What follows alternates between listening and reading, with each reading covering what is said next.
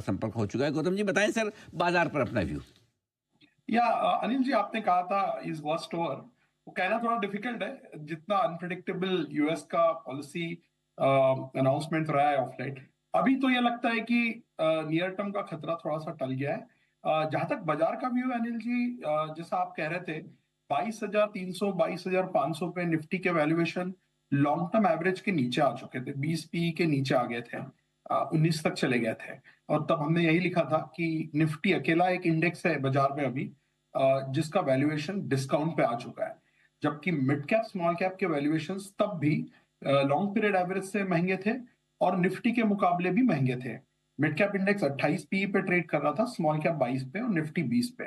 तो large cap बहुत attractive लग रहा था, रिस्क रिवॉर्ड थोड़ा बहुत रैली हुआ है, वहां से हम लोग लगभग 10 तक ऊपर आए हैं 22,300 से। I think as of now we are somewhere between 24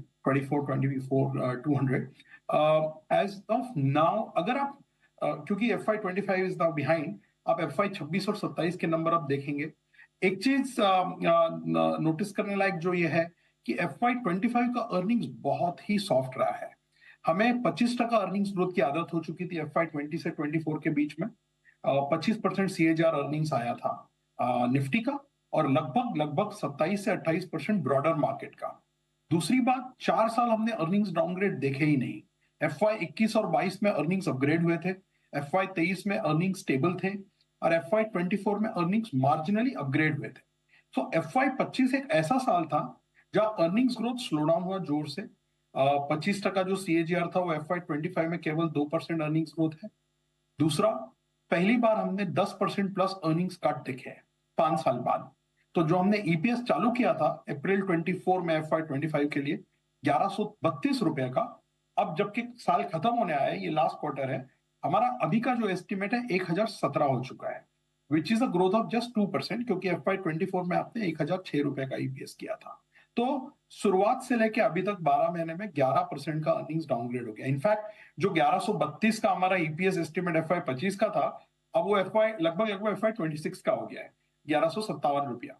और FY 27 का ईपीएस एस्टिमेट है 1328 रुपया। सो ये कहना गलत नहीं होगा कि हमारा जो अर्निंग स्टोरी है एक साल से आगे चला गया है। यहां से हमें 14-15% अर्निंग CAGR अगला 2 साल का दिखता है।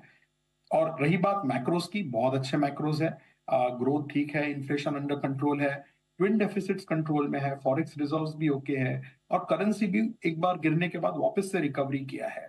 तो अब जो मार्केट का डायरेक्शन तय होगा वो होगा यहां से कॉर्पोरेट अर्निंग्स की विजिबिलिटी क्या बनती है। जहां तक सेक्टर्स की बात है, हमने पहले भी बात की थी, पिछले 2-3 जो इंटरेक्शंस हुए हैं, हम बैंकिंग को काफी हाईलाइट कर रहे थे, क्योंकि बैंकिंग एक अकेला सेक्टर ऐसा था बड़े सेक्टरों में जहां पे अर्निंग्स बहुत ज्यादा अट्रैक्टिव हो चुकी थी। तो आपने देखा होगा पिछले 3-6 महीने में बैंकिंग सेक्टर में थोड़ा सा रिकवरी आया है।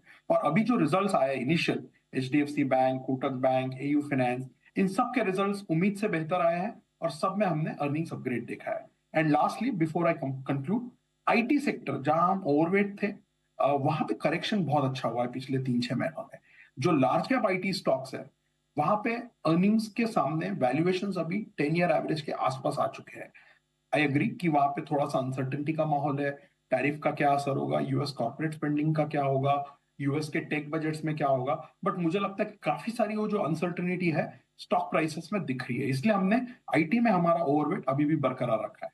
ओह वंडरफुल। तो आईटी शेयर में नतीजों के बाद अब खरीदारी करने का मौका है, धीरे धीरे निवेश के लिए आता है। लेकिन मैं एक और सेक्टर जिस पर राय लेना चाहता हूँ वो है एफएमसीजी का। आपने रिजल्ट टाटा कंज्यूमर और लीवर दोनों के देखे होंगे सर, क्या व्यू बन रहा है इस पर? तो अनिल जी, हम देख रहे हैं कंज्यूमर स्टेपल्स जो है वहां पे नतीजे बहुत सॉफ्ट रहे हैं। अभी जो लीवर का रिजल्ट आया थोड़ी देर पहले, वहां पे भी आपको दिखेगा वॉल्यूम ग्रोथ केवल 2% है, और जो उन्होंने अपना एबिटा मार्जिन का गाइडेंस है वो थोड़ा सा नीचे कर दिया है। ये शॉर्ट टर्म का प्रॉब्लम नहीं रहा है। हालांकि लास्ट 1-2 साल में ये प्रॉब्लम बहुत उभर के सामने आया है, जो स्लो डाउन है कंज्यूमर स्टेपल कंपनीज के वॉल्यूम ग्रोथ में। लेकिन आप थोड़ा पीछे जाते हैं तो पिछले 10 सालों से कंज्यूमर स्टेपल कंपनीज में स्लो डाउन रहा है। एक भी कंज्यूमर स्टेपल कंपनी ऐसा नहीं है जिसने ऑर्गेनिक बेसिस पे, मतलब एक्विजिशंस हटा के, 10% प्लस टॉप लाइन CAGR दिया है पिछले 10 साल में। Not a single consumer staple company. तो यहाँ पे स्लो डाउन बहुत दिनों से चल रहा है। पिछले 10 साल का एवरेज जो रहा है 5 से 8% के बीच आपको टॉप लाइन ग्रोथ मिली है, और लगभग 10% के आसपास अर्निंग्स ग्रोथ मिली है। तो उसके सामने जो आपका वैल्यूएशन चल रहा है, जो कि थोड़े डीरेट हुए हैं पिछले 2-3 सालों में, अभी भी हमको महंगे लगते हैं। इसलिए हमारी पसंद with in consumption consumer discretionary की तरफ है और ये हमारा कॉल 4 साल से रहा है। आज भी आप अगर हमारा मॉडल पोर्टफोलियो देखेंगे, उसमें 5 कंजम्पशन स्टॉक है जिसमें से 4 डिस्क्रिशनरी है। टाइटन, ट्रेंट, इंडियन होटल और पेज इंडस्ट्रीज। कंज्यूमर स्टेपल में हमारे पास केवल हिंदुस्तान लीवर एक मॉडल पोर्टफोलियो में है। शॉर्ट टर्म के हिसाब से देखिए, अगर क्रूड और गिरता है $5-10 तो एक ट्रेडिंग बाउंस या ट्रेडिंग रैली हो सकती है, but from a 1 to 3 year perspective हमारी पसंद अभी भी कंज्यूमर डिस्क्रिशनरी की तरफ ज्यादा है। कि ये आपके लिए आए। अच्छा, अब सर बैंक्स और एनबीएफसी, इनमें भी बड़े प्राइवेट बैंक्स के तो नंबर्स आ गए। ये बताएं सर कि अभी भी मौका है निवेश करने का, या कि बहुत ज़्यादा और बहुत जल्दी भाग गए? नहीं नहीं, बिल्कुल भागे नहीं अनिल जी, अभी भी क्या मौका बात है। है? अच्छा। देखिए, बैंकिंग सेक्टर आज भी, आप लार्ज प्राइवेट सेक्टर बैंक्स देखिए, एक आईसीआईसीआई बैंक को आप बाजू में कर दीजिए, बाकी सारे बैंक्स पिछले 3-5 सालों में अंडर परफॉर्म किए निफ्टी को। और ये तब हुआ है जब बैंकिंग सेक्टर का मुनाफा बहुत ज्यादा बढ़ा है। आपको एक नंबर देता हूं, FY18 में जो बैंकिंग सेक्टर का बॉटम था, मोतीलाल कवरेज यूनिवर्स के टोटल बैंकिंग सेक्टर का प्रॉफिट पूल BFSI का 50,000 करोड़ था, राइट, जहां पे बैंकिंग सेक्टर बॉटम आउट हुआ है। FY25 में सेम कंपनीज का प्रॉफिट पूल हो गया है 4,86,000 करोड़, लगभग लगभग 10 गुना इन 7 ईयर्स। बॉटम से मैं बात कर रहा हूं। अगर आप FY19 प्री कोविड से देखते हैं तो 80,000 करोड़ का 4,86,000 करोड़ हुआ है। ये वो पीरियड है जहां पे बैंकिंग सेक्टर का सबसे ज्यादा डीरेटिंग हुआ है।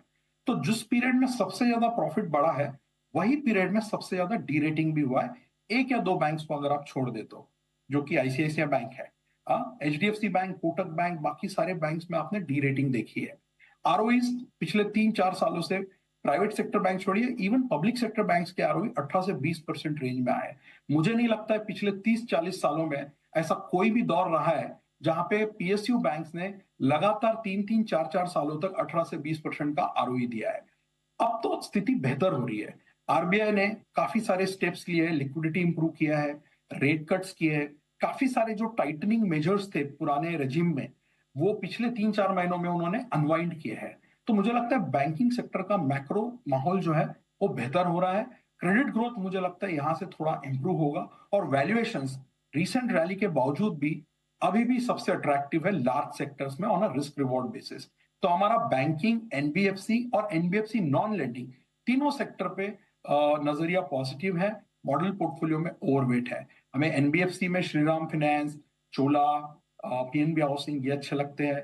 नॉन लेंडिंग कैपिटल मार्केट्स में हमारे मॉडल पोर्टफोलियो में बीएससी रहा है, एंजल ब्रोकिंग रहा है, हमें एचडीएफसी, एएमसी, नोआमा ये भी ठीक लगते हैं। और बैंकिंग में हमारी पसंद लार्ज बैंक्स की तरफ रही है, जिसमें एचडीएफसी, आईसीआईसीआई बैंक, कोटक और एसबीआई ये हमारे मॉडल पोर्टफोलियो में मौजूद है। तो बैंकिंग आज भी हमारा one of the most positive and favourite पसंदीदा सेक्टर है। बिल्कुल, तो आईटी और बैंक, एनबीएफसी, ये दो पसंदीदा सेक्टर, और सारे डेटा और नंबर्स को उंगलियों पर रखने वाले और याद रखने वाले गौतम जी की तरफ से ये आपके लिए रिकमेंडेशन। गौतम सर, बहुत बहुत धन्यवाद आपका, आपने समय दिया और विस्तार से बाजार के डायरेक्शन और साथ ही निवेश के मौकों पर हमारे दर्शकों को अपनी राय भी दी। Thank you so much sir. Thank